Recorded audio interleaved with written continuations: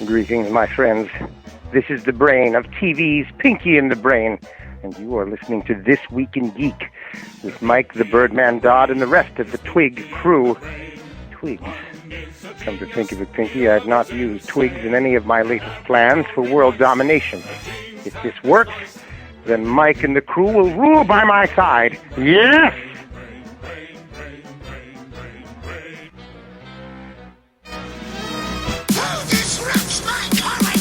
Everyone has been destroyed because of this freak! I won't allow it! These babies just saved this lame death party!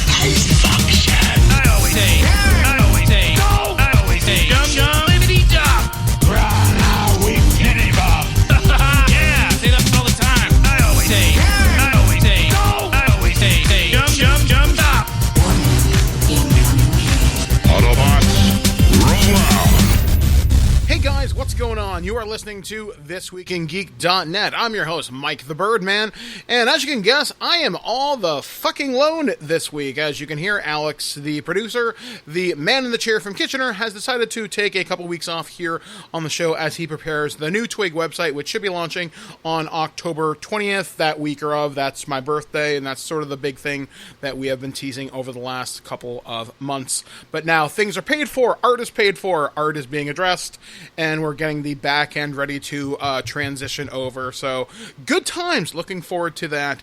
Alex has got me hard at work working on several different projects and reviews for you. I got some new stuff in from DK Publishing Canada, and I'm also working on a review for THQ Nordic for next week for Kingdoms of Amalur Re-Reckoning on the Xbox One. I'll be taking a look at that, as well as some other RPG books from my collection, in addition to going to school. So let's just say my time is remarkably busy.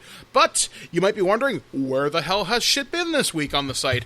Well, if you've been following my Twitter or my Instagram, both of which at BirdmanDodd, this week has been rather special. I met my half-sister, Katie. So I kind of talked about this a little bit on the show a couple weeks ago. So a while ago, I did the Ancestry.ca DNA kit thing, and through going through a remarkable series of fuckery, finally got my results back in August, and I started checking my DNA matches, and one day it pops up close family - first cousin, or something along those lines, and I didn't really pay it any mind because it said first cousin. I'm like, well, who the fuck cares? And then Alex and Blair were like, hey, maybe you should reread that, and I misread it, and it's like close family. I'm thinking, oh. And evidently there's this thing in DNA, I don't quite understand it, but you share so many segments with a person, and it's made up of like over 3,000, I think, and with Katie, I share like 1,700, so almost exactly half. So we're like, huh, damn. So, in her words, I slid into her DMs on Instagram, and we're like, holy shit, we look alike. It's weird, guys. So, so she kind of messaged me on Sunday night after the show was done, and it's like, hey, Mike, what are you doing on Tuesday? And I'm like, sweet and fuck all. Hey, guess what? I would like to visit you. And I'm like, holy shit, was expecting you closer to Thanksgiving, but hey, I'll clear my week. So obviously a mad dash to get stuff done here in the house, get it cleaned up and ready for her arrival. And then two things happened on Tuesday. Two wonderful things, and I'm actually going to link to a little bit of a story here, and then I'll come back with my week. But this is Alex's experience pre-ordering the Xbox Series X, and then we'll come back and I'll continue my wonderful story. So hold on, guys, and I will be back right after this.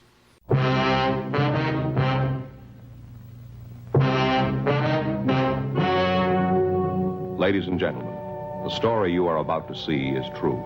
The names have been changed to protect the innocent.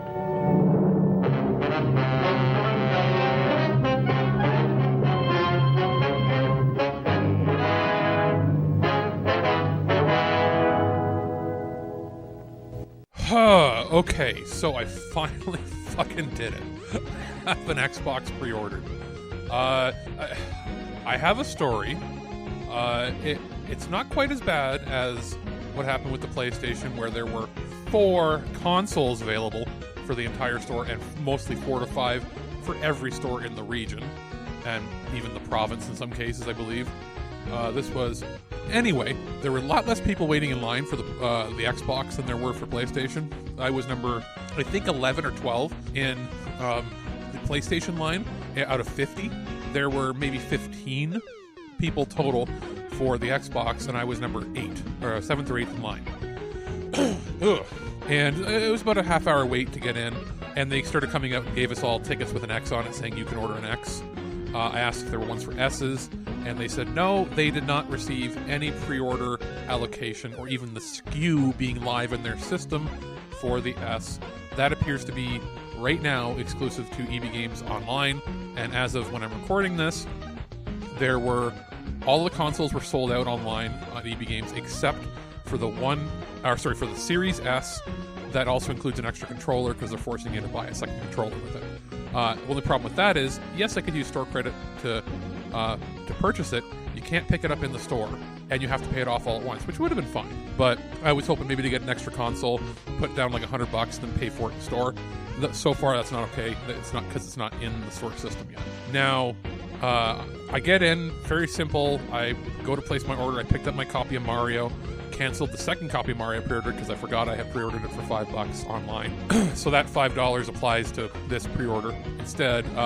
And then they tried to upsell you. You want an extra controller? You want this, that? It's like, no, I could have gotten one of the other controllers. They have black and white controllers. You're getting black with the Xbox Series X, and you get white if you get the S, but they have the white as a separate controller there. And there's also a blue, and I debated it, but I'm thinking I'm probably going to wait to save up and get an Elite controller. I don't know if they're going to do a revision to it that'll include the new share button, but even if they don't, I've been hearing really good things about it, especially since the first batch had a couple issues that were fixed. This is like the second or third revision out now, so that's pretty cool. But anyway, I placed my order and everything, but where it got interesting was when I was waiting in line first to get in, and then leaving, and then people were asking me, what was the order process like, because other people weren't very talkative, and they just went in and left and didn't say a word to anybody, but I had struck up a conversation with some of the other people. So getting in there, it's almost all dudes in tracksuits, European dudes, Middle Eastern dudes, everybody there that wants to play sports games. Sports games and Call of Duty. Very different from the crowd not uber nerd, but like the much more variety, diverse crowd that was waiting for PlayStation. Like, it was like every gaming segment in the world was represented there. This was basically dude bros, one girl, a grandma with a kid, and then all guys. So one guy waiting in line, he waited in line, the store opened, he ended up placing an order online, got his pre-order online. They handed out the tickets. He then proceeded to try to sell his ticket to somebody farther down the line that, wouldn't necessarily be guaranteed a console. He wanted to sell it at full price, I guess, to pay off the one he had inside. I'm like, I sort of get that.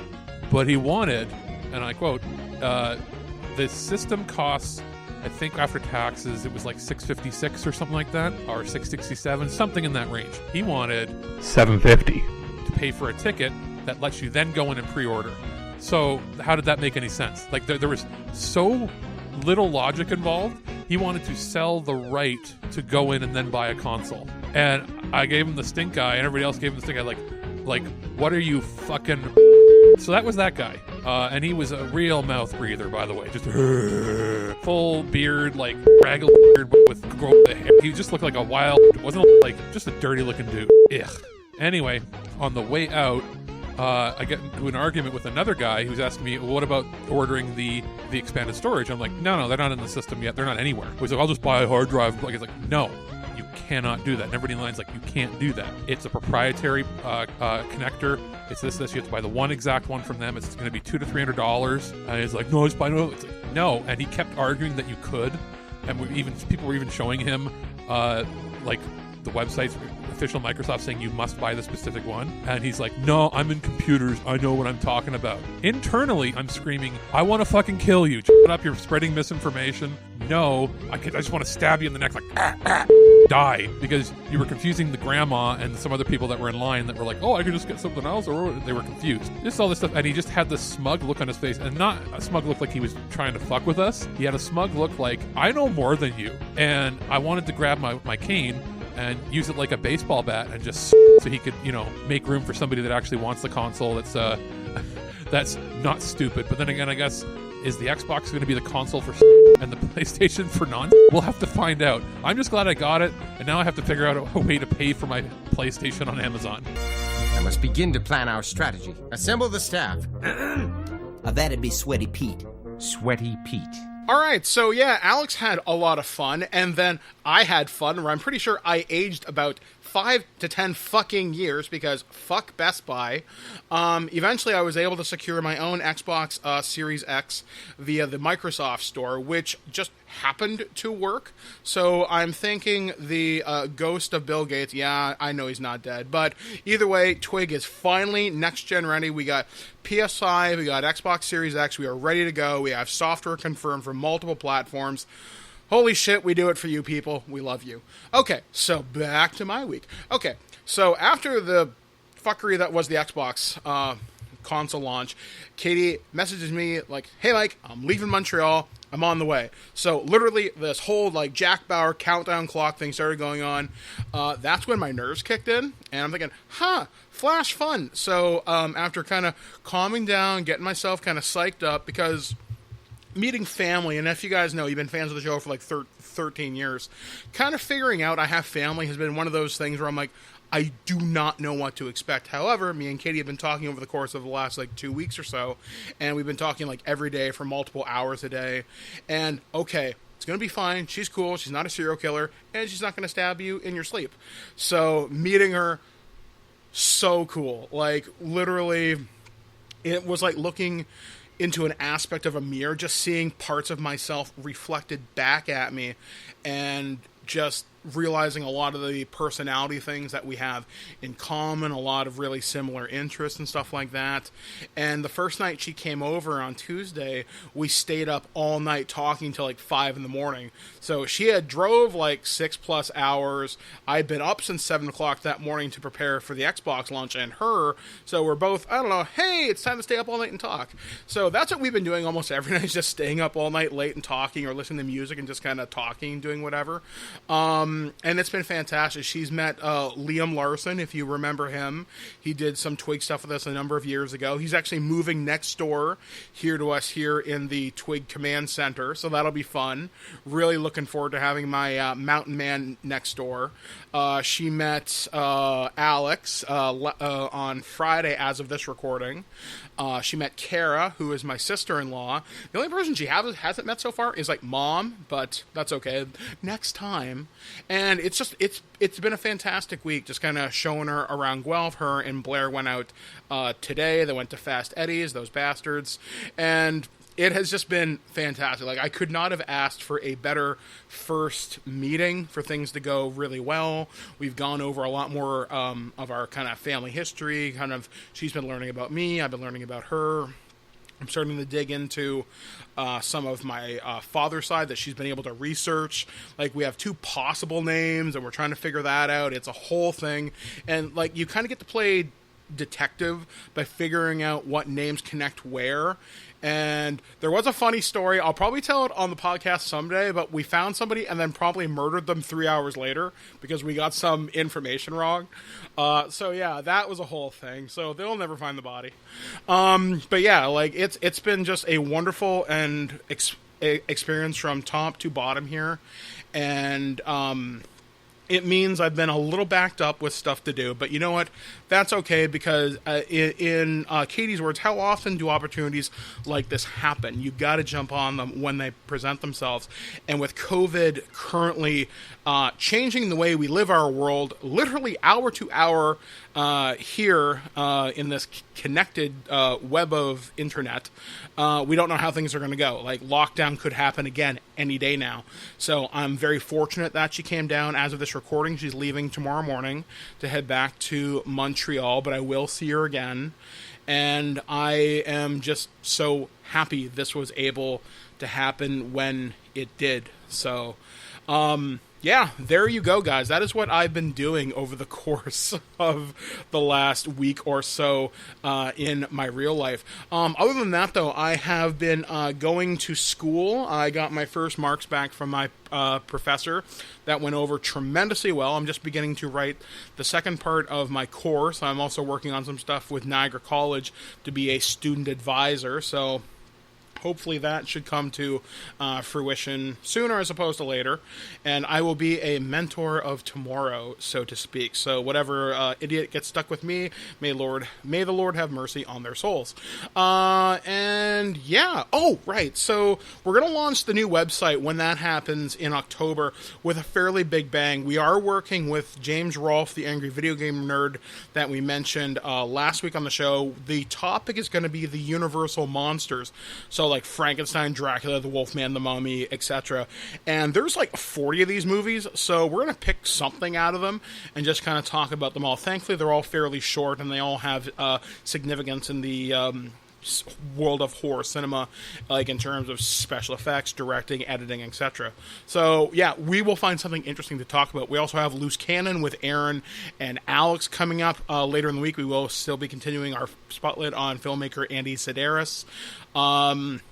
We were going to be doing a TWIG horror podcast with David Double D Dennis. That has been postponed temporarily while Dave is in school, because I thought my schedule was busy with everything I do with TWIG and everything. Yeah, he's like 10 times busier. So we'll work on something for that. Don't worry, there will be more content coming. Plus, with the Xbox and PS5 launches coming up, we want to talk about what we're expecting from them.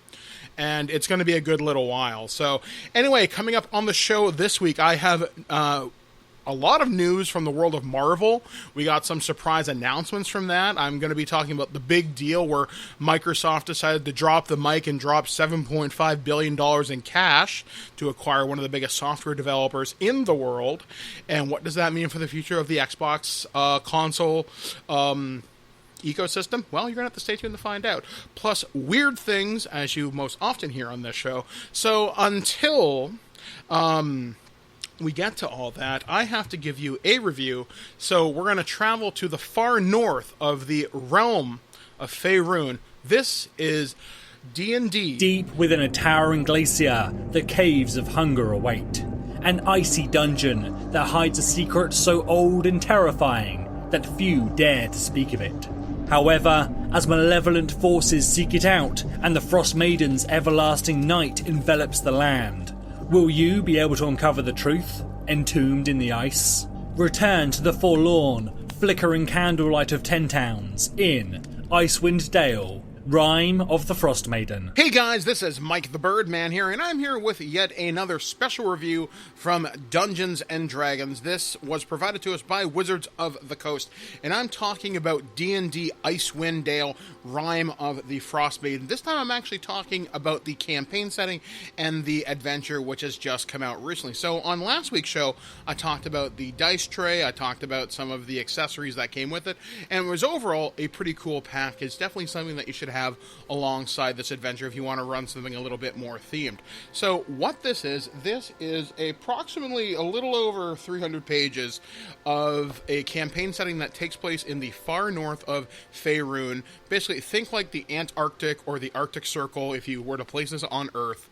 And it takes place near the spine of the world, and it's basically icy death. It takes place in a loose confederation of towns known as 10 towns, and you have various inhabitants like barbarian tribes, but there's also like gnolls, there are white dragons, and all sorts of really cool shit like frost druids. There's even like awakened creatures. You can even have, at one point, there's a creature who is an awakened sperm whale that can actually help you get to a magical island, which you need to get to kill this aspect of a god, which is the aforementioned Frostmaiden or Oriel. So What I really like about this, because I am part First Nations, is I like how it feels like you could maybe import some of that feel from the far north, because they do talk about whaling and walruses and polar bearing and stuff like that. Basically stuff to make it fit the medieval setting. And if you really want to dig authentic here, you can just really watch any nature documentary to describe how people live in the far north, how you have to wear constant cold weather, how the temperature's always below -40, wind chill, frostbite, environmental conditions can really affect your characters. And as a dungeon master, you've got a lot of flexibility here in the campaign setting itself to really make things stand apart from, say, other parts of the Sword Coast where Faerun primarily takes place, at least within the D&D 5th edition books that have been out so far, notwithstanding Eberron, which was its own campaign setting, and Curse of Strahd, which is basically Ravenloft. So, overall, though, the adventure is really, really cool. I really like how it's set out. There's, like, a lost city that's beneath a glacier, and you can only reach it by reading this epic poem, which you have to find in a magic book. And I will read you the poem, because I think it sounds particularly cool. We bow to she who wears the crown, let the world shiver with dread. Clad in winter's whitest gown, her snow enshroud the dead. Her fury shields but half-frozen tears as gray clouds issue forth. Her wind across the wasteland shears, bringing blizzards from the north. Ice-kissed flowers caught mid-bloom, beauty kept but in all its grace. Summer's gone to its silent tomb, stirring in her cold embrace. All the world in winter's white, sheathed in sleet and ice. Set upon never-ending night, she conjures paradise. Behold her everlasting rhyme, she how it covers all. Weep not for those she traps in time behind her glacial wall. Sovereign of summer's lost, general in winter's war, long live the queen of cold and frost, may she reign forevermore. And I like the way that sets it up, and in that part of the adventure, part of this huge glacier splits open and a bunch of cool shit happens. I'm not going to spoil how the adventure ends, because as with any D&D things, there's multiple paths to get there. There's a lot of really cool spells. There's some really cool monsters. There's a really neat adventure path where there's mind flayers that are spawned from gnomes, and they have laser guns because D&D. There's also, like I said, the awakened sperm whale. There's tribes, stuff like that. They talk about tribes that live upon the glacier that are loyal to the wolf, the tiger, the elk, and the reindeer, I think. And overall, if you're wanting a different flavor for your D&D campaign, something that kind of gets out of Waterdeep and the more populous cities of the Sword Coast, then Icewind Dale does something different. And if you're a big fan of the R.A. Salvatore books of Drizzt Do'Urden, to which I'm still largely ignorant, but I know he's a pretty powerful drow, this is probably something you should check out. It got me more interested in a campaign setting than I have been in quite some time. So overall, I think this is a very solid pickup for your Dungeons & Dragons game. And if you're willing to brave the far north at the spine of the world, then I think you're in for something special. News on the mark! Alright guys, well, welcome back to ThisWeekInGeek.net. It's weird, I'm throwing from myself. So that's right, I have returned from the lands of Faerun, and I'm here to bring you the news such as it has happened across this planet, in this point in time, in this dimension. You're just going to have to live with it, because hey, it's all in the past now. So obviously, let's talk about the $7.5 billion elephant in the room. And well, if you were sleeping under a rock this week, and considering it's a console launch week, you probably weren't, but in case you hadn't heard, a little bit of news drop this week, and Microsoft has acquired Bethesda Softworks for a $7.5 billion deal. I'm reading this courtesy of Polygon.com. ZeniMax Media acquisition brings Doom, The Elder Scrolls, Fallout, and more to Xbox. So I'm just going to read part of the article here, just like I do each and every week, and then I will kind of give my commentary on it, since I'm not bouncing off of Alex or anyone else. It's just little on me here today. So, Microsoft has acquired ZeniMax Media and publisher Bethesda Softworks. The company announced on Monday. Phil Spencer, head of Xbox, published a letter on Xbox Wire welcoming the Elder Scrolls, Fallout, Wolfenstein, Doom, Dishonored, and the Quake franchises, as well as Starfield and more to Microsoft. Bethesda's games have always had a special place on Xbox and in the hearts of millions of gamers around the world. Our teams have a close and storied history working together, from the amazing first Doom and its id Tech engine innovating on PCs to Bethesda's bringing their first console game to the original Xbox, the groundbreaking The Elder Scrolls III Morrowind. Over the years, I've had many deep conversations with the creative leaders at Bethesda on the future of gaming, and we've long shared similar visions for the opportunities for creators and their games to reach more players in more ways. Just as they took the bold first steps to bring the Elder Scrolls franchise to the original Xbox, Bethesda were very early supporters of Xbox Game Pass, bringing their games to new audiences across devices, and have been actively investing in new gaming technology like cloud streaming of games. We will be adding Bethesda's iconic franchises to Xbox Game Pass for console and PC. One of the things that has me most excited is seeing the roadmap with Bethesda's future games, some announced and many unannounced, to Xbox console and PC, including Starfield, a highly anticipated new space epic currently in development by Bethesda Game Studios. Spencer, this is back to the article, Spencer said the acquisition is a landmark step for Microsoft.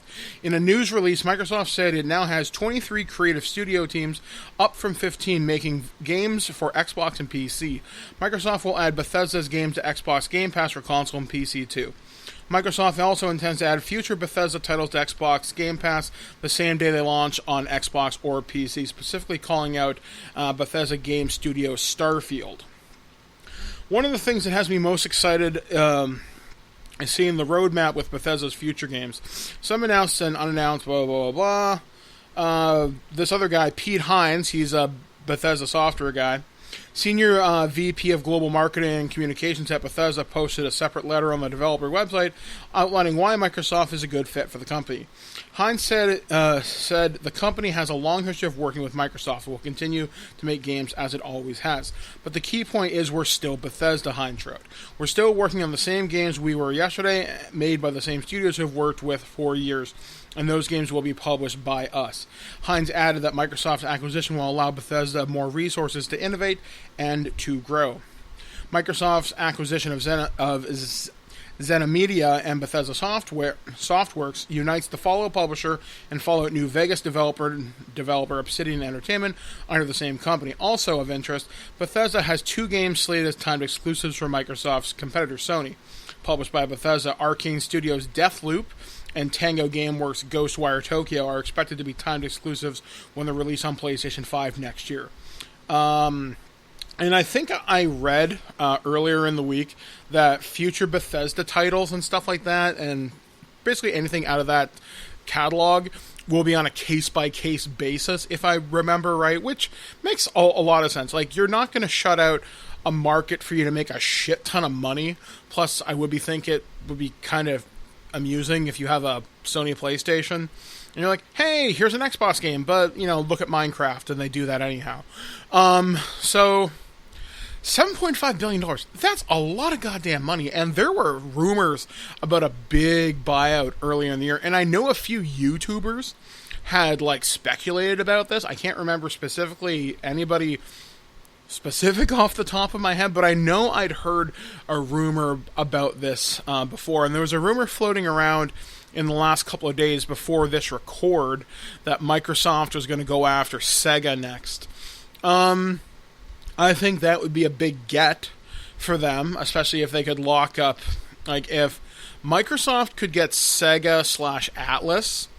If you told me Persona was coming to Xbox, that would be another huge get, because you'd start getting more JRPGs and stuff like that, and just series that had never been ported over.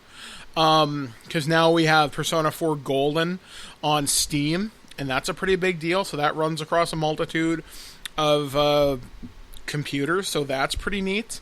I know that Sega and Atlas are going to have Persona 5 Strikers coming out in the West some point soon-ish. I'm pretty sure it wasn't announced at Tokyo Game Show, though there were trademarks filed in the U.S. within the last little bit, so a localization is definitely likely at this point. Even if it wasn't, I'd still do it. Another company Microsoft could go after, it's obviously doing a lot better than it used to. I remember when Capcom was having a lot of trouble, like, years ago, but then, like, Street Fighter 4 happened and really did a lot for it back in, like, the late 2000s. And then it had a string of fairly consistent hits with, like, Monster Hunter. Street Fighter 5, once it found its footing, did fairly well. The Resident Evil remakes have been super successful. So, I don't know where Microsoft can really go from here. But if you told gamers you want to play Skyrim 2 or whatever it is, Elder Scrolls 6, exclusively on Xbox, or at least timed exclusive, people will come. And the fact that they announced this, like, the day before the Xbox launch pre-orders, I think that probably surged. Some people, I mean, obviously we're not going to be able to quantify that data, but I do think that is neat.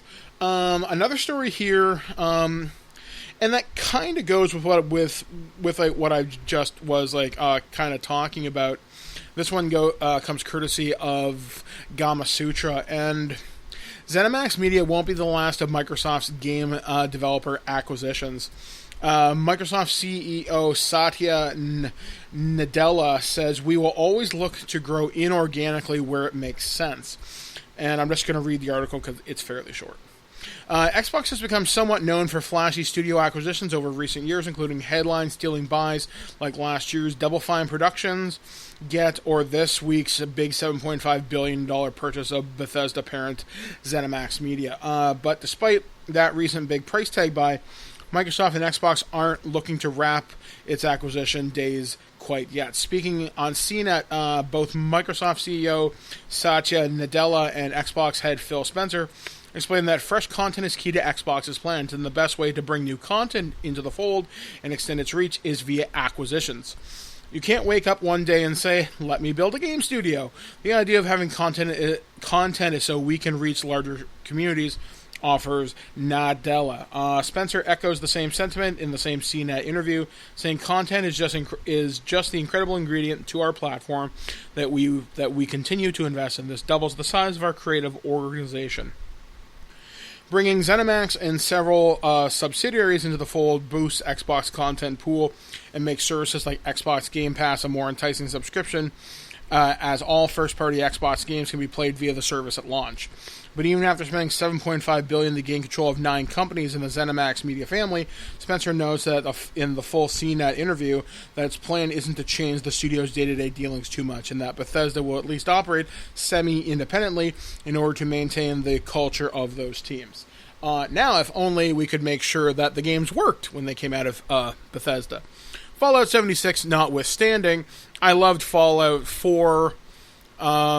The Wolfenstein games are pretty cool. I know Doom comes to Xbox Game Pass, I'm pretty sure this week. So, the studio's future is bright at Xbox. Obviously, Xbox has more money than God, so they know precisely what they want to do. It's just, will we find out in the coming days? Like I said, I think SEGA would be a really good buy for them. Capcom would be wonderful, because, because that's always, like, Resident Evil and Street Fighter have always had a special relationship with PlayStation. But if you told me they were going to do Microsoft could get that, plus future Devil May Cry's, Resident Evils, Mega Man's, Monster Hunter, the possibilities are realistically endless. So it depends on how much money Microsoft wants to slap down on the table. We'll see what happens. Or, hey, another big get, and this is dreaming, will never happen.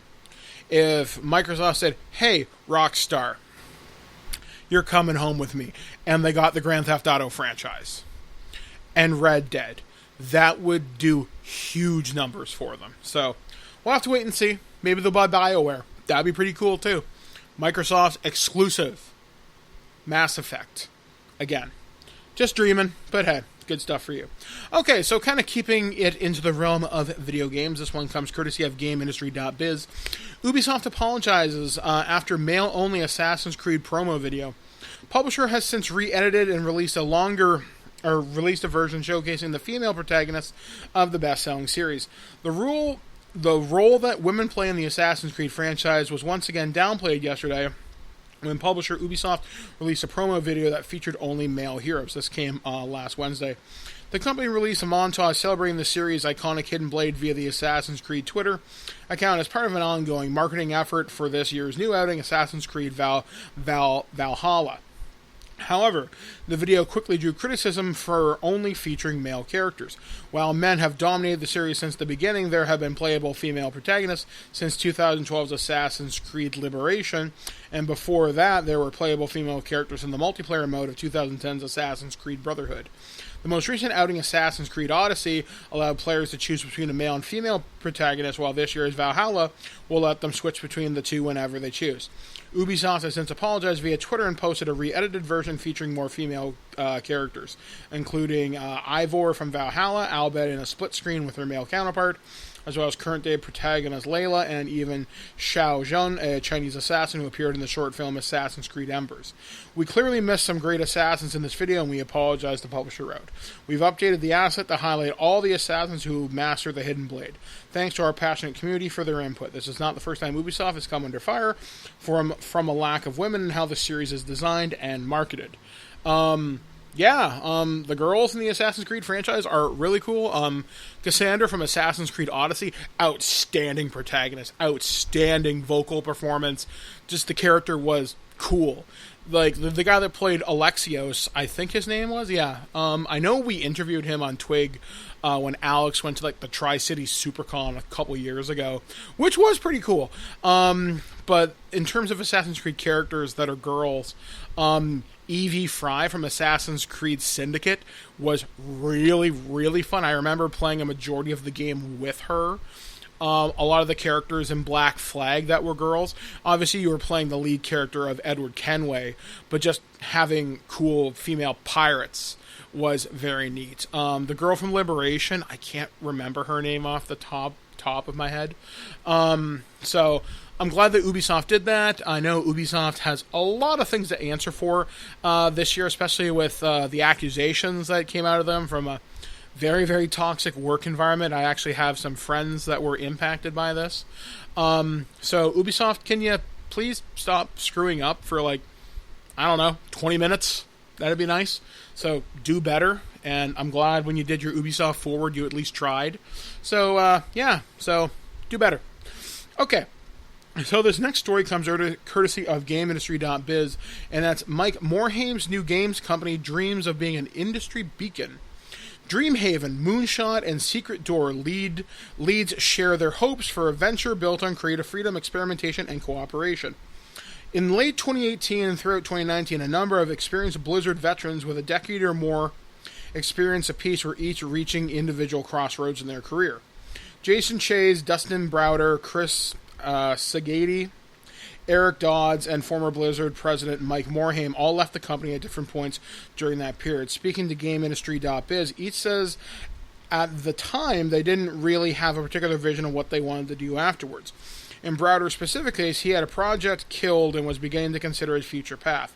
While not all the others were in the exact situation, his description of his feelings and thought processes were echoed by several of the others. One of the things that is true for many of us who have worked in games is there is a code of honor associated with when you have to leave your team in games, he says. And some of us take it more seriously than others, but many of us take it very seriously.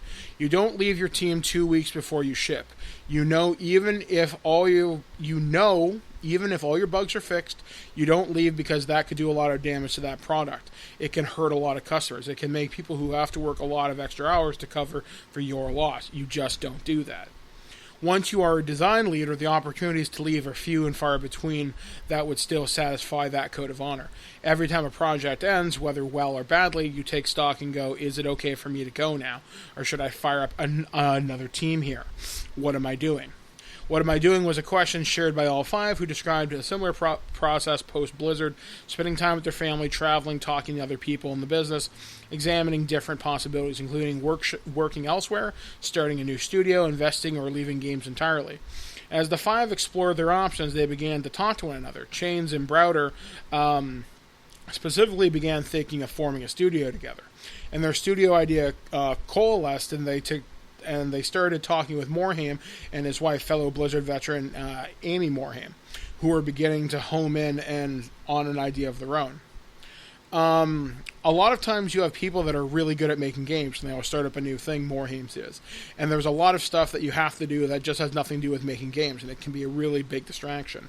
And that's not necessarily why they want to make games. Amy had a ton of experience on the operational side, and I have a ton of experience in creating an environment for creators that enabled them to focus on the right thing and have a creative space that allows them to innovate. So we thought we could leverage that experience in our network to build something really awesome. What Morhaime built was Dreamhaven, a new Irving-based game company revealed today that will serve as a publishing and support pillar, as well as a parent company to 2 new game studios. The first is Moonshot, headed by Shays Browder and fellow Blizzard veteran Ben Thompson, and the other is called Secret Door, led by Sagadi Dodds and another ex-Blizzard developer, Alan Dabry. And then it just kind of goes on. Like, this is a really long article. I think having, like, this quality of people, especially a lot of ex-Blizzard people, could lead to something really cool. Now, I'm not as familiar with a lot of the Blizzard culture, at least post StarCraft 2, and definitely not so much past, like, Overwatch. I've been really out of it for a long time. But obviously, when any new game studio comes out that has a lot of good talent behind it, a lot of good leadership and management, maybe we'll see something really cool. So maybe something from these guys will come, something fantastic. So that's Dreamhaven, Moonshot, and Secret Door. So yeah, good luck to these guys. Wish I had more to add to it, but this is probably something that Alex knows a lot more than me. So yeah. Now, let's talk about something I actually can kind of talk about here, and that is the Marvel Cinematic Universe. That's right, we should be getting ready and gearing up to see Black Widow. In fact, if this year had gone the way it was supposed to, we would have had Black Widow on 4K Ultra, and it probably would be on Disney Plus by now. However, that didn't happen. And the Eternals, that didn't happen. And Shang-Chi has also been delayed. So anyway, let's talk about that. So this story comes courtesy of comicbook.com. Marvel's Black Widows, Eternals, and Shang-Chi movies have pushed their release dates deep into 2021. Marvel's Black Widow will now release on May 7th, 2021. Eternals will release on November 5th, 2021. Shang-Chi and the Legend of the Ten Rings will release on July 9th, 2021. The films have been subjected to several delays due to the coronavirus pandemic, which left theaters having their doors closed for much of 2020, reopening in most of the country recently to lackluster box office numbers. This ultimately delays Black Widows and Eternals by a full year by comparison to their original release dates. This move does not seem to impact the Marvel film schedule for 2022 and beyond. The third Spider-Man movie is a Sony film, so if it's going to delay beyond its already moved December 2021 date, such news would have come from Sony rather than Disney and Marvel Studios. Disney Plus recently pushed The Falcon and Winter Soldier to 2021, but promised WandaVision would be arriving on the streaming service in 2020. 2020 now officially marks the first year since 2009 that the Marvel Cinematic Universe will have not released a new movie. WandaVision is the first title in Phase 4 of the Marvel Cinematic Universe. It will most likely be dropping one episode in 2020, as The Mandalorian will be premiering new episodes every Friday until December 18th. A December 25th premiere for WandaVision looks like a likely possibility. I am ridiculously excited for WandaVision. I'm not entirely surprised that Disney would want to delay Black Widow until they can get it in a theater. Same with Eternals, same with Shang-Chi, because they want that sweet box office return. It makes sense, because I'm pretty sure Mulan did not do the numbers that they wanted them to do, But also, Mulan had its own share of controversy with people being, well, garbage people and having garbage opinions and charging a premium on top of your subscription, but you get to watch Mulan free on Disney Plus anyway in December. But you could have paid $30 to see it early in September if you really wanted to go down that route. So delaying, I mean, honestly, I would have paid $30 because it's difficult enough for me to get to the theater to see Black Widow, and I think this would have been a really good test bed just to see if it was viable. But I realize it's a Marvel movie, it's a mainline Avenger. I can see why they didn't want to take a risk on it, or maybe if they wanted to try it with like a lower tier character, like kind of like how they did it, I guess, with like Artemis Fowl or something. Like, hey, this movie was supposed to come out theatrically, but we're going to drop it on Disney Plus instead. If there was like an equivalent, I guess, maybe they could be like, hey guys, here's the new, I'm trying to think of a really low tier hero. I don't know, because I know the Hawkeye series has Renner and supposedly Haley Stanfield, the girl from Bumblebee, supposed to be Kate Bishop, but I read something this summer that supposedly she's not in it, but I don't know. That would have been a good pick, but that's a Disney Plus series. WandaVision is perfect for Disney Plus because you brought back Paul Bettany, you brought back Elizabeth Olsen, Scarlet Witch, and Vision. That's great. But I'm trying to think of a movie that you could premiere on Disney Plus as a good testbed to see if it would work. Falcon and Winter Soldier, they're mid-tier characters. People like Sebastian Stan as the Winter Soldier. There's a lot of girls that I know just love him to death. Anthony Mackie is wonderful as Falcon, or the new Cap. And I think, again, Disney Plus proves series are going to work really, really well. I mean, Mando being a great example of this. I don't know. I guess Disney knows what they're doing. I guess they've got some data to back it. But in my opinion, and it's no surprise here, this coronavirus thing is so not going to be contained. Like, even by, like, spring of next year, if current things are to be believed, I guess we're going to have to wait and see. I guess it's going to be a lot of up in the air. I mean, I even had said to Blair, maybe I'd consider going to the movies in November, maybe. But then I found out about second wave. I'm thinking, maybe not. And then maybe I reconsidered going in March for Ghostbusters when Sony changed that release date from July of this year to March. And even now, I'm kind of thinking, I don't know if I want to do that. So it's going to be an interesting year for movies. I mean, 2020 is essentially the year of the write-off. And I say, you know these movies are going to make money. You know there's a really enthusiastic fan base for be it DC, Marvel, whatever. Take the chance. Risk it. See how many people pay. Then maybe you can transition a model and you can build a whole new service for at-home people or something. I don't know. I think there's an opportunity here for you to really take advantage of it. Because I think movie theaters are going to become... I think Alex talked about this. That they're going to be more of a boutique experience where it's not going to be like the same huge movie theaters that you're used to going to now. They might become more smaller, intimate affairs. I mean, there's still always going to be the big Marvel movies, the big DC movie, like the big summer tentpoles are always going to exist, like your Fast and the Furiouses, your Jurassic Parks, stuff like that. But things are going to change. The world is rapidly evolving, and I'm okay with it. I'm okay paying for it because it's a lot cheaper and a lot safer for me to stay at home. So I guess we'll wait and see. All right, so final news story this week. This one comes courtesy of comicbook.com. Sticking back to the Marvel Cinematic Universe, Samuel L. Jackson to star in Marvel's Nick Fury series on Disney+. Willing to believe this because this comes from comicbook.com. So, Samuel L. Jackson is finally set to get his own Disney Plus series as Marvel's Nick Fury. The Agent of S.H.I.E.L.D. will headline his own show almost 10 years after the first rumors started to circulate that Jackson could get either a movie or a TV show based on the character who first appeared in Iron Man and was the glue that held the disparate Marvel movies together because before the characters united in Marvel's The Avengers in 2012. More recently, he and Maria Hill, Kobe Smulders, have served as the bridge between the main Marvel Cinematic Universe and Sony's Spider-Man movies. Variety reports that Kyle Bradstreet, attached to write and executive produce the Marvel Studios finance series. This won't, however, be the first time Nick Fury made his way to TV.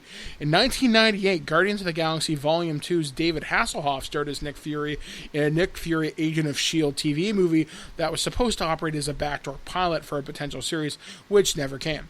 As a result of that movie and the popularity of Jackson's take on the character, the actor has been asked in virtually every Marvel interview he has done since 2008 about the possibility of spinning Fury off into his own movie or TV series.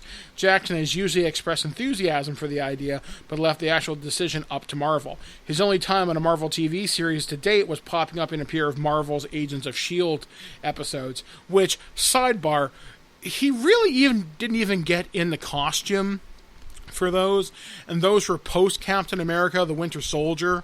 Like, it looked like Sam Jackson just rolled out of his trailer, and they're like, yeah, Mr. Jackson, can you put on the eye patch and sound tough for 15 minutes opposite Clark Gregg? Yeah, sure, I can do that. Don't get me wrong, I love Agents of S.H.I.E.L.D., and I know Alex hates me for that, but Agents of S.H.I.E.L.D. wasn't as connected to the cinematic universe as it should have been, and I know there's a lot of behind-the-scenes reasons why that couldn't happen, but having Sam Jackson get his own series, especially if it is important to continuity, I think would do a lot. And especially if you do it in a 6 to 8 episodes, you don't need to have him fighting fucking Crimson Dynamo. You don't need to have him going after these big, flashy villains. He can go after, just smaller threats, I guess. He's not going to take on Ultron, but you could literally have a more legit Agents of S.H.I.E.L.D. series. Hell, you could find a way to bring back Coulson. I know that. I mean, at least as far as I understand, Fury and Coulson exist, so figure it out. I mean, if you really wanted to really excite fans again, do that. But I think this is cool, because I think the Disney Plus animated series will be really, really popular. Hawkeye looks cool. Falcon and Winter Soldier looks fantastic. Baron Zemo in his costume looks really, really cool. Agatha Harkness in WandaVision looks delightfully strange and weird, and I love the premise for that show.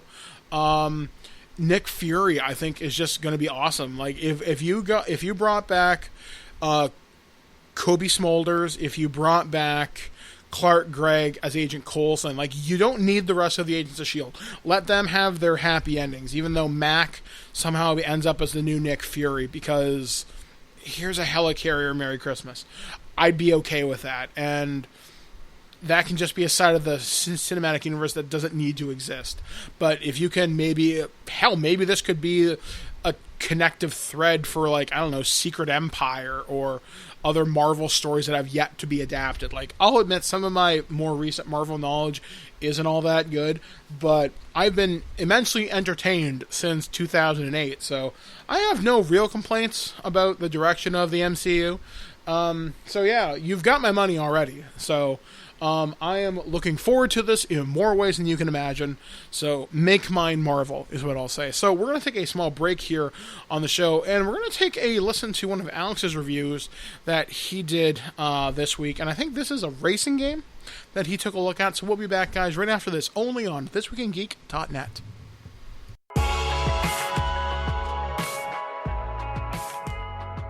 Over the weekend, I had a chance to check out WRC 9, the World Rally Championship 9th game in the series, from the publisher Nacon, who you might know from making high-end game controllers and peripherals in the past, and have been slowly, making their arsenal of games that they're publishing larger and larger.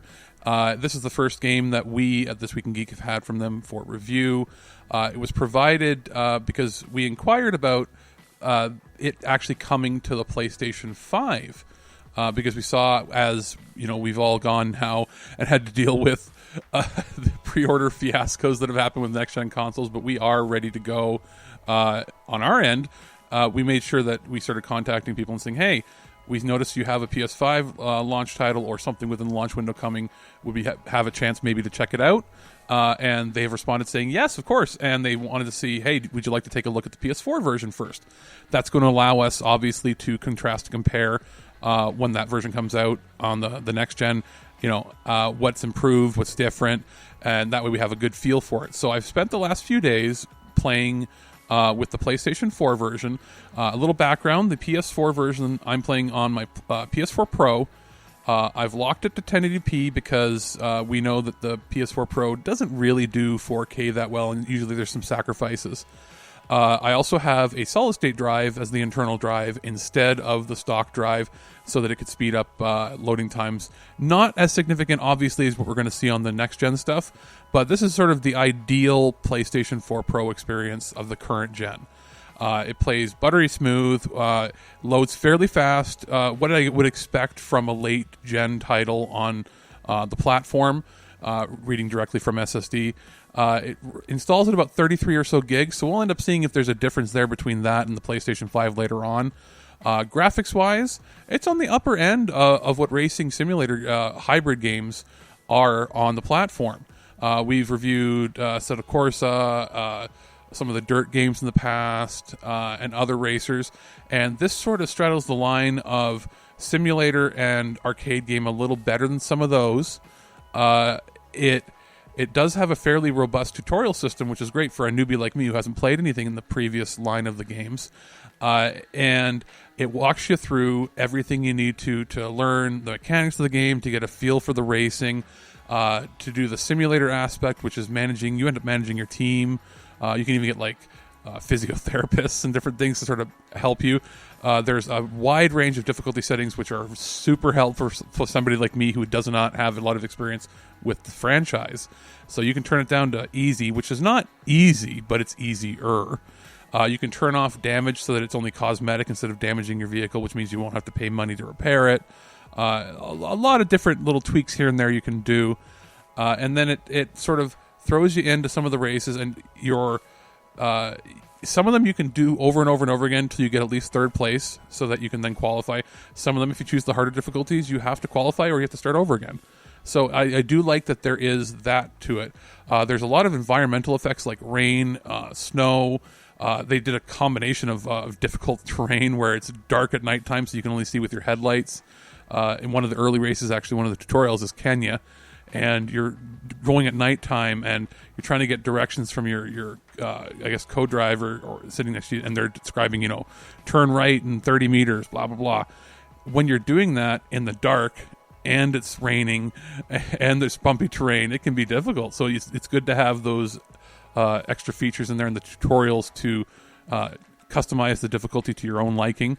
Graphics-wise, it performs quite well, like I said. I didn't see any major frame rate dips or anything, especially since I'm playing it at 1080p with the solid-state drive streaming stuff to it. It is what I would expect from a high-quality, good game at this late stage of the genre.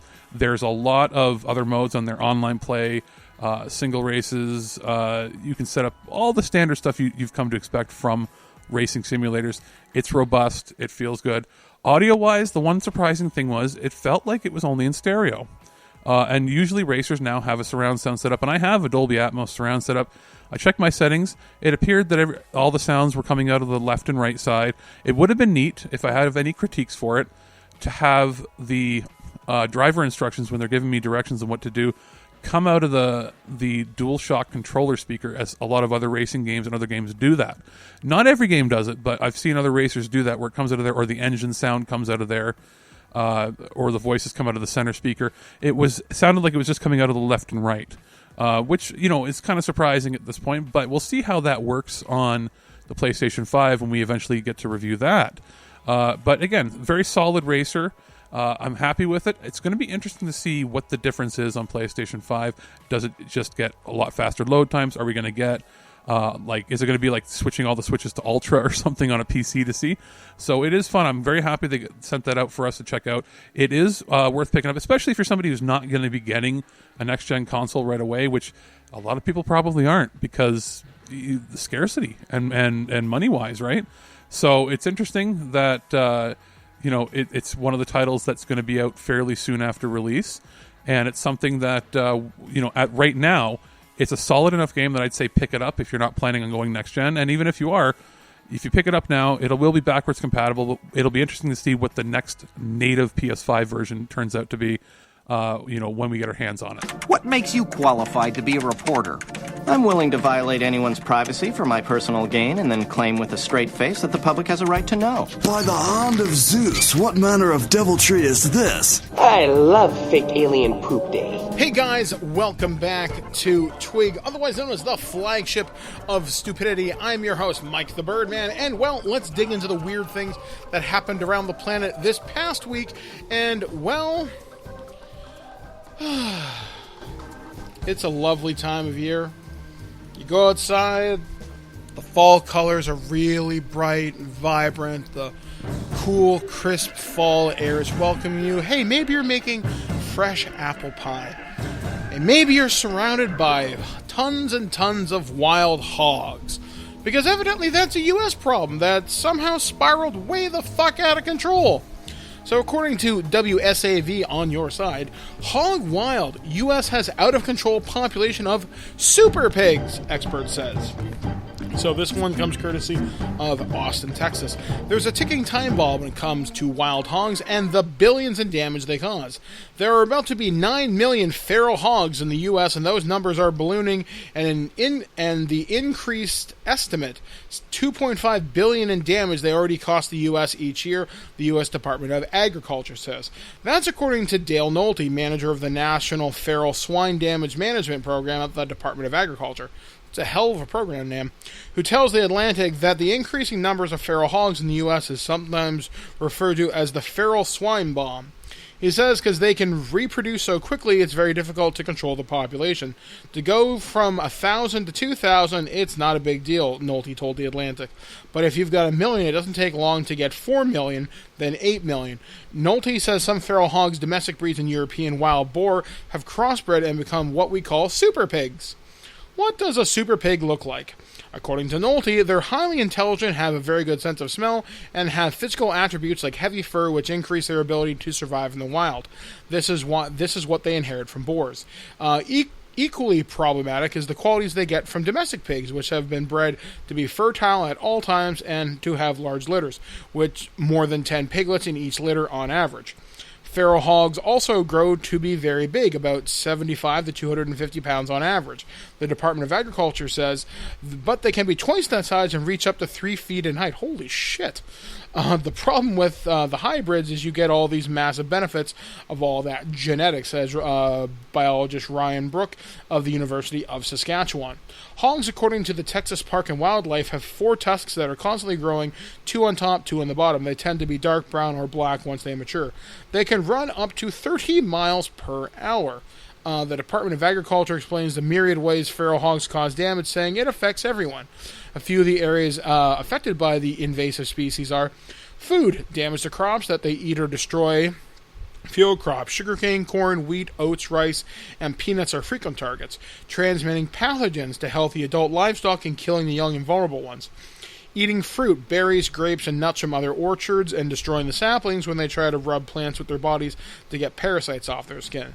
Pet, people, and pets. Feral swine are known to carry at least 30 viral and bacterial diseases and nearly 40 parasites, all transmittable to humans and pets. Organisms and pathogens that can be transmitted that include swine flu, salmonella, hepatitis, and pathogenic E. coli.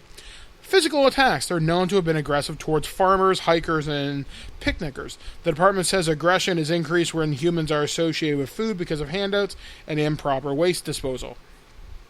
Wild hogs in Texas. There are 1.5 million feral hogs in Texas, Texas Park and Wildlife estimates, with the highest populations occurring in the east, south, and central Texas. Texas spends about $4 million a year trying to control hog populations. Pig populations are completely out of control, Brooke told The Atlantic, referring to the U.S. as a whole. The efforts to deal with them are about 1% of what's currently needed. Even in areas where hog populations are sparse, however, TPW says populations are starting to increase. Last fall, Great Hills Country Club in Austin reported that the increased hog activity on its golf course resulted in large and small chunks of grass being uprooted in various course locations. More concerning, in November 2019, a 59-year-old woman in southeast Texas was attacked and killed by feral hogs. The woman was found in a front yard with a severe head wound and other injuries consistent with animal bites. The coroner said she bled to death after the attack. While feral hogs can be hunted year-round in Texas, licensed hunters must have permission from landowners to do it. Feral hogs, along with coyotes, mountain lions, are considered non-protected species. Texas Parks and Wildlife says early Spanish explorers likely introduced hogs to Texas over 300 years ago, providing a crucial source of cured meat and lard. Yeah, don't fuck with local animal populations. It's not going to end well for you. So, yeah, that's terrifying, and obviously do what you gotta do to maintain the natural balance of nature and everything, but that's a lot of fucking feral pigs. Holy shit. And I know there was the joke this year, 30 to 50 feral hogs, but yikes, in the millions? That's a little nuts. Alright, well, since I'm essentially a giant idiot, I have more local news to report, and for some reason, I saw this story on Twitter. It popped up on my local news feed, and it just couldn't... You know what? I'm just going to read it because I think it's so bloody weird that you need to hear it. I need to hear it. Here we go. So Fergus, Ontario, which is located about 20 minutes where I'm from, a woman has been fined $25,000 for illegally importing hundreds of doses of bovine semen. So, cow spunk, as Alex might so eloquently put it. A Fergus woman has been fined $25,000 after pleading guilty to importing bovine semen into Canada. The woman was handed the fine in Guelph on August 26th. A release issued by the Canadian Food Inspection Agency said the woman imported the bovine semen without a permit between February 25th, 2017 and February 24th, 2018. The CFIA said it executed warrants in Ontario and Alberta on May 10th, 2018 that resulted in a large seizure of unlawfully imported bovine semen. The rest of the seized semen, a total of 1,553 straws, were forfeited to the Ministry of Agriculture for disposal. All other charges against the woman were dropped. Again, I guess it's a big thing. I mean, I guess you don't know what contaminants you could possibly be bringing into the country, and I know we talked about it like a while ago, and I guess if you're importing something like that, you're probably angling to do more specialized breeding or something, I guess, to have a higher quality of cow, I guess. You're playing you're basically playing the high evolutionary from the X-Men, except with cows. Which, oddly enough, Magda was a cow person. But anyway, sidetrack. Yeah, that's a lot of damn money to be importing cow semen. So, just, man, can you imagine being the guy on that forfeiture? Like, hey, boss, look what we have to deal with today. I do not know why they pay me to get up for this. So, good times. All right, so the next story that I want to talk about today comes courtesy of CNN. A surfer lost his board in Hawaii, and it reappeared in the Philippines more than 5,000 miles away. A man who lost his surfboards in the huge swells of Hawaii was amazed to discover it had been found in the Philippines, 5,200 miles away. Doug Falter, a photographer and surfer who lived in Hawaii, lost his board in Waima Bay, Oahu in February 2018, according to an account posted on his Facebook page. I was really upset as I managed to catch the biggest waves of my life on this board, he wrote on August 17th. That's why it meant so much to me. Falter had hoped a local fisherman might find the board or that it might wash up in Kauai. which he said was possible landing spot for lost boards, but he never thought it would turn up in the Philippines. That's 5,200 miles away, wrote Falter, explaining that the new owner had bought it from a local fisherman to learn how to surf, then contacted Hawaii-based board shaper Lyle Carlson on Facebook. As bummed as I was when I lost it, now I am happy to know my board fell into the hands of someone wanting to learn the sport, said Falter. CNN has reached out to Falter for comment. The board's new guardian is Giovanni Bransuela, a primary school teacher in the southern Philippines, and the agency France Presse, the AFP news agency, reports. The guy bought the board for $40 from a local fisherman who had found it in August 2018, 6 months after it had escaped from Falter. The board had turned from a pale blue to a yellowish color during its voyage across the Pacific, but the name of Lyle Carson was still visible. Branzuela contacted Carson, who alerted Falter to the miraculous find. It turned out it's a surfboard from Hawaii. I couldn't believe it myself, Branzuela said, 38, told the AFP. It's been my dream to learn to surf and to ride the big waves here. From now, I can use his surfboard. I told him I will take good care of it, he added. Falter wrote on Facebook that he would have gone to visit Branzuela if it weren't for the coronavirus travel restrictions, but now he's raising money to send the aspiring surfer some gear and some reading material to help his students learn English. The pair are in contact online, and Falter told AFP he plans to visit when he can retrieve his board and give Branzuela a beginner's one to learn on.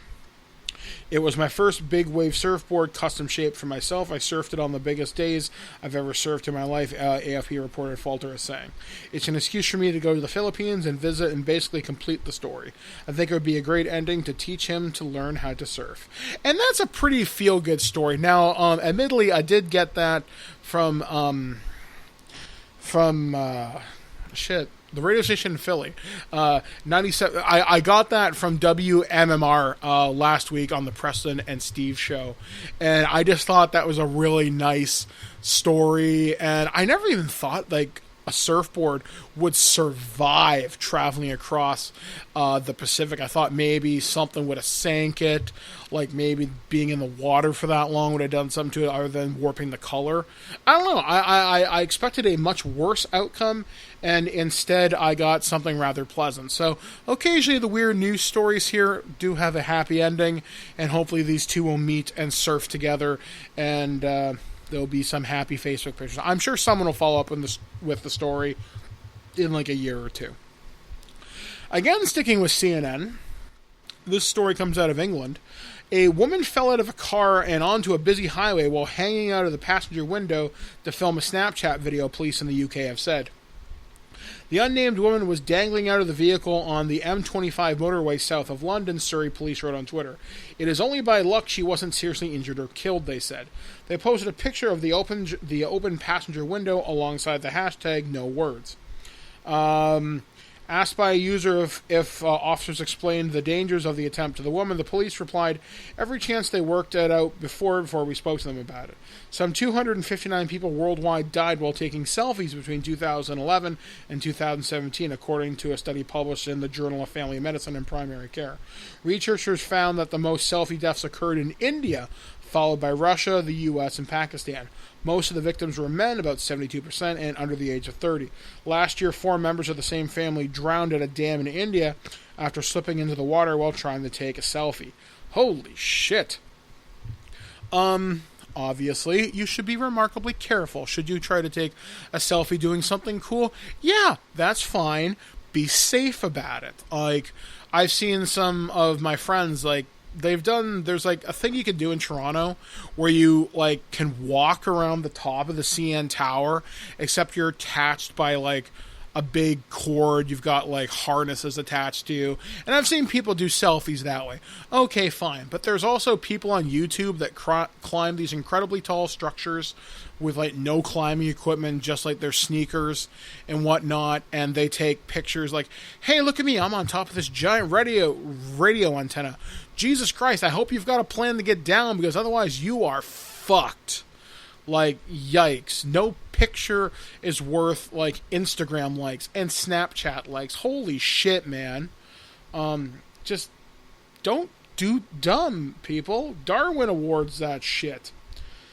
However, bringing things back to something a little bit different, this one comes somewhat local. A mysterious delivery robot, named Jeffrey is being tested in Toronto. The future of food delivery is cute, pink, and weighs roughly the same as a domestic house cat. His name is Jeffrey, and he's really not a he, given that most robots don't have genders, though you'd be forgiven for anthropomorphizing the thing. I mean, it has hearts for eyes. Named after computer scientist Jeffrey, the godfather of machine learning, Hinton, Robot Jeffrey has been turning heads in downtown Toronto for over the past few months simply by traversing city sidewalks. Photos and video footage of the pink bot have been popping up all summer on social media networks alongside questions about what the heck is it and who controls its actions. One YouTuber spent nearly 7 minutes chasing what he calls the self-driving mystery box up Yonge Street without ever getting an answer. Instead, he himself was accused by a passerby of controlling the robot. He wasn't controlling Jeffrey, but someone else was, from the inside of an offices of Toronto tech startup called Tiny Mile. Founded by engineers, I can't even pronounce this guy's name, it's way too complicated. Actually, I can't pronounce either of these guys' names. But these guys come from Ryerson's Design Fabrication Zone. Tiny Mile seeks to radically change up the way restaurants deliver food by replacing human drivers and cars with human operators behind a screen. We're trying to make delivery mode more affordable and ecological, available for everybody.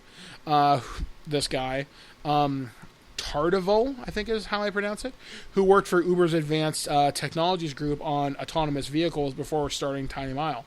If you swap a car for a tiny robot, it's a huge win for society. The goal is to eventually swap many cars for many little robots that can deliver food within a 1 mile range in just 15 minutes by traveling at speeds of up to 6 miles per hour. So about as fast as my powered wheelchair, so that's pretty neat. Not only would such a system reduce CO2 emissions, it would also allow people who normally couldn't afford restaurant delivery to access pre-made food and spend their time in other ways. On top of the 10% in Toronto is able to afford delivery, Tardival says the poorest people are the ones who will spend the most time cooking at home. If you were to make a delivery available for 50 cents, that would change things enormously. Restaurants, too, would stand to benefit from using bots to deliver food locally instead of relying on delivery apps like Uber Eats, which can charge them a 30% commission. Even current delivery drivers could pivot to a safer, more comfortable job, operating robots from home using something akin to a video game system for true contactless service. It's very hard for me to imagine a future in which we don't have these robots, says Tardival. 4 years ago, we didn't have Uber Eats. I didn't have a smartphone in high school, and I'm not even that old. While the CEO of Tiny Mile believes the ground-based remote-controlled delivery robots are inevitable, he also admits that bringing the system to a scale will be difficult. We've been working on it for more than a year, and we still only have a couple of robots on the streets. We're just getting started. At present, there are 2 or 3 more Jeffrey prototypes cruising downtown Toronto on any given day, each of them controlled by a Tiny Mile employee through a proprietary software application. The remote pilots rely on a GPS system and a 5 wide-angle cameras stationed around the robot to guide them through downtown Toronto. Tardival likens the experience to a hard video game with a full-screen video feed, with a little map that shows you where to drive and an Xbox controller joystick. Honestly, that's what I would have went with, too. On the rare occasion Jeffrey gets stuck or falls over, humans seem happy to help. When asked about fears of vandalism or theft, Tardival says his team actually has experienced the opposite. People in Toronto are so nice. A few times the robot has fallen on the curb and people immediately went and put it back. Weighing just 10 pounds with a 12-hour battery life, Jeffrey and his intended uses are impressive as he is adorable, and that's intentional. The prototype is now pretty boxy, says Tardival of the delivery robot, but the original one is rounded. Some people are afraid of robots, so we tried to make something with sort of baby features. Everything people find really cute. The rounded model he refers to is the one seen in most press materials for Jeffrey, while the boxy model is what people have been spotting around downtown Toronto this summer. Tardival said this team devised the boxier, less polished model to test out new features such as microphone, speaker, screen that can display text for customers. Once new features are developed, they can be integrated into the cuter model, though it seems most people find the boxy model pretty cute too, or at least interesting enough to stop in their tracks and gawk at it. When I draw this with a joystick, everybody's taking pictures, said Tardival, noting that 50% of the people who will walk by Jeffrey stop to look and take photos. I made this very first version in my apartment and took it for a ride around my block, and everyone who was walking just stopped. They stopped talking, turned around to look. It's hard to say why in a city where truly wild and unusual things happen on the streets all the time, people have become so obsessed with the little pink robot. Tardival thinks futurism and science fiction have something to do with it. We've been talking about robots in society helping us for decades, he says. This is something that they can touch and see. This is a realization of that dream. Again, I think this is tremendously friggin' cool. I know for a long time they were talking about Amazon using drones to deliver packages, and on some level that's practical. But this thing delivering food doesn't weigh much more than Wiley, honestly. Wiley weighs like 9 pounds. And this thing being able to traverse a 1 mile radius, I mean, it's only really going to be useful in super dense cities like your Torontos, your Montreals, your New Yorks, your, big places like that. I do see an application for that. And if you can drive it via an Xbox controller, providing you've got a fairly consistent signal between that and the robot, you probably got some pretty good accuracy. But then again, I guess, hey, if we can use drones in military, warfare, why the hell not? Okay, so we're going to start things to wind things down here on the show, and I got just a couple more stories. Actually, just one more story. I'm going to end this on kind of a weird note, because that's what I do. So, a man has died from eating more than a bag of licorice a day. A construction worker in the U.S. state of Massachusetts was killed by his licorice habit, doctors say. The man, who's not been named but was 54 years old, ate about 1.5 bags of black licorice every day. He suffered no symptoms before going into cardiac arrest in a fast food restaurant. Describing the man's case in the New England Journal of Medicine, his doctors say his glycemic acid in licorice was to blame. We are told that the patient has a poor diet and eats a lot of candy. Could his illness be related to candy consumption? Dr. Elzor R. Edelman said. He said studies have shown that this particular acid, again, I can't pronounce it, glyceric acid, the active ingredient in licorice, could cause hypertension, hyperkalemia, metabolic alkalosis, fatal, my God, I can't pronounce all this, and renal failure, all of which were seen in this patient. Hypokalemia is when a person's potassium levels in their blood become dangerously low. Now, I've actually had a version of something like this. When I had my leg amputation back in 2017, I was told my potassium levels were dangerously high, to the point where I could have had a fucking heart attack and my heart could have stopped. And they don't know what caused it. I've got a suspicion, but I'm better now, don't worry. Be careful with potassium, kids. It can and will kill you. The patient had also recently changed the types of sweets he was eating. A few weeks before his death, he switched from red fruit flavored twists to another type made with black licorice. Another doctor, Dr. Andrew L. Lindquist, agreed to the report that the licorice was to blame. He wrote, further investigation revealed a recent change to a licorice-containing candy as the likely cause of hypokalemia. That is... I mean, the cheap joke would be to say, oh, but what a sweet way to die. No, not really. I mean... I guess it's not like he choked on like an everlasting gobstopper or something equally stupid.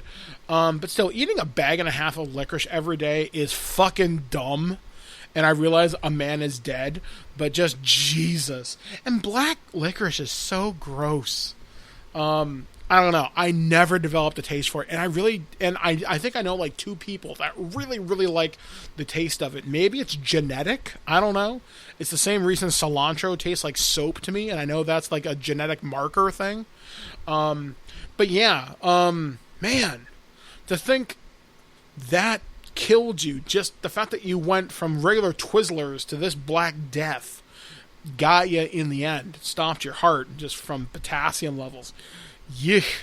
So, obviously, condolences go out to this guy's family, but I guess let that be a lesson, especially with Halloween around the corner. Be careful what you're doing, because you never know. So anyway, guys, that's pretty much going to do it for this edition of The Weird News this week. Hopefully you've enjoyed this solo show. But I'm going to take another break here, and we're going to take another listen to something from Alex. And I believe this is the latest SEGA Ages release. We'll be back, guys, right here on ThisWeekInGeek.net.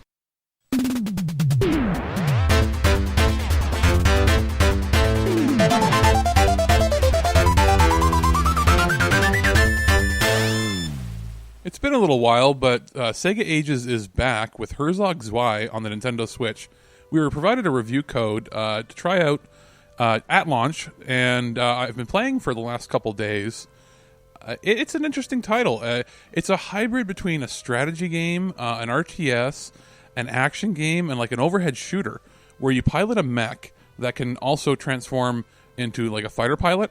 So you can do air battles, ground battles, and your goal is to secure bases, defend them, and eventually take over the whole map. Sort of like what you'd expect from a traditional like strategy RPG, but with a real-time element to it. So it's actually pretty unique for the time period of when this originally came out. That being said, it does have a bit of a learning curve. I would say that like young kids may have trouble at first, even though it's a game that anybody can play. You will want to go through the tutorials, which it's good that it actually comes with a tutorial mode that sort of gets you ramped up and lets you learn what you need to know to play successful campaigns. Now, it is a pretty in-depth tutorial mode, which is honestly really good. There is also a new feature added to this. In the past, there was a split-screen multiplayer in the original version of the game, but exclusive to this SEGA Ages Switch version is there's now online 2-player mode. So you can pair up and play it that way. So they've coded that right into the game. So you'll have, I guess, your whole screen for you to control and play with. They don't have level passwords anymore. It was one of those games that had like long, complicated passwords in the past. It all has save state technology, so as pretty much every SEGA Ages title has now. So that's always good. So now you can save whenever you want. Don't have to worry about memorizing passwords. There is a pretty robust difficulty settings you can change on it. So if you set it down to easy, you might have a chance at some of the harder levels. And if you really want to challenge, obviously ramp that right up. There is a bunch of screen options that are standard for all these SEGA Ages releases. Splitting it to widescreen, having it in the original aspect, scan lines, the whole shebang. Audio-wise, it's what you've come to expect from an M2 port, top-notch. There doesn't appear to be any slowdown or any issues whatsoever when it comes to input latency. It's for $8. It's a pretty good deal overall. Now, as far as anything else that you might need to know going into this, as I said at the very beginning, this is not a title that I think little kids will get into because there's a lot of strategy involved. You are defending bases, taking over others. It's just a little more in depth than, but not as in depth as let's say a tactical RPG would be. So if you're unsure, take a look at one of the YouTube trailers that are out there for it. But I think if you're looking for something you can pick up and play, that you want to have a bit of that hybrid top-down shooter / RTS angle to it, Herzog Zwei is a pretty cool release. You told us Windows 98 would be faster and more efficient with better access to the internet. It is faster, over 5 million. All right, folks. Well, that is the kind of show it has been here on ThisWeekInGeek.net this past week. Obviously, this has been a very, very exhausting week. Fun, though. I'm recording this on the Sunday, so you're going to hear this like today on Monday. My sister Katie has just left a couple hours ago, and hopefully we are going to see each other again, hopefully soon. In her words, she's Canadian and don't mind driving during the snow, so maybe we'll get a chance to see her after Christmas time, when we take our break here at the TWIG studios. Obviously, as you heard during the intro there, Alex has finally got his Xbox Series X. We've got a PlayStation 5. I forget what story it was he told in the intro. Yeah, it was the Xbox. Was it? Or was it the PlayStation? Either way, we are completely ready for the console launches now. So that's a big thing off our backs. We're going to be working on some other stuff. I know coming up, I am going to be recording a new Fools Who Ride. We're just deciding on the timing of that because school with me, as I'm still doing my course for the next, until like the middle of November, and then I start my next course like a week after that, which runs until the end of January.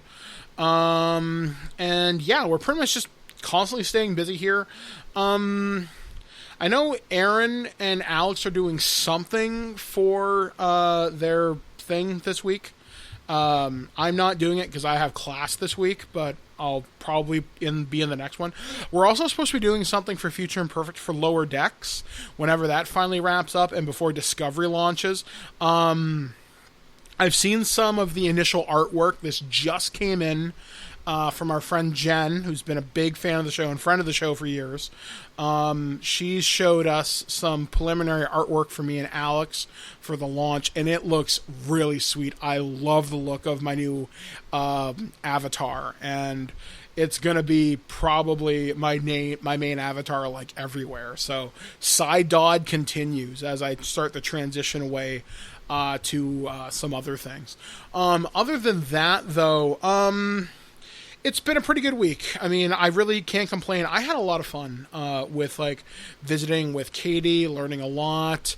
And in fact, it looks like Blair may be looking into doing some of her own stuff on Ancestry.ca. We spent the last little bit of last night looking through her family line, and we were able to trace it back, I think, to England in like the 17 or 1600s, just by tracking birth records, common names.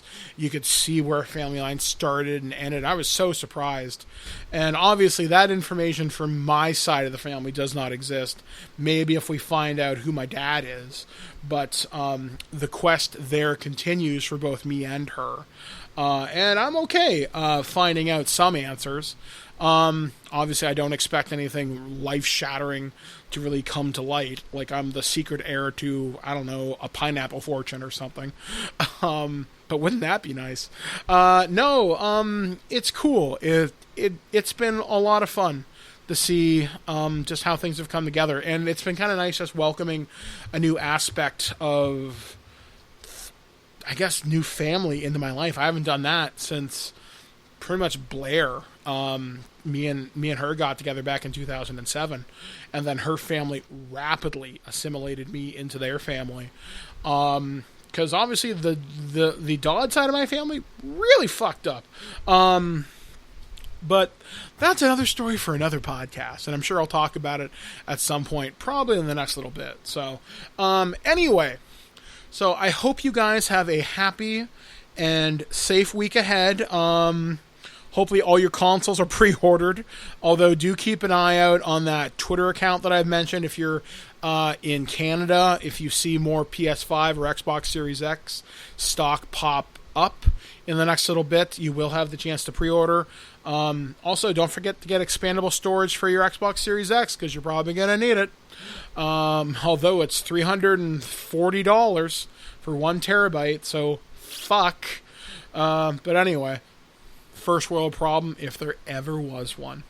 So yeah, guess only other thing to mention is my birthday is coming up next month, so really looking forward to turning 1 year closer to midlife crisis. Good for me.